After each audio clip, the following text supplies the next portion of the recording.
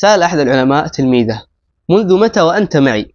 فقال التلميذ: منذ 33 سنة وأنا معك. فقال العالم: ماذا تعلمت في هذه المدة؟ قال التلميذ: تعلمت 8 مسائل فقط. قال العالم: إنا لله وإنا إليه راجعون، ذهب عمري معك ولم تتعلم إلا 8 مسائل فقط. قال التلميذ: لم أتعلم غيرها ولا أحب أن أكذب عليك. فقال العالم: هات ما عندك لأسمع. قال التلميذ الأولى: إني نظرت إلى الخلق فرأيت كل واحد يتخذ صاحبا، فإذا ذهب إلى قبره فارقه صاحبه، فصاحبت الحسنات، فإذا دخلت القبر دخلت معي. وأما الثانية: إني نظرت في قول الله تعالى: وأما من خاف مقام ربه ونهى النفس عن الهوى فإن الجنة هي المأوى، فاجتهدت نفسي في دفع الهوى حتى استقرت على طاعة الله. وأما الثالثة: إني نظرت إلى الخلق فرأيت أن كل من معه شيء له قيمة حفظه حتى لا يضيع، ثم نظرت إلى قول الله تعالى: ما عندكم ينفد وما عند الله باق، فكلما وقع في يدي شيء له قيمة وجهته لله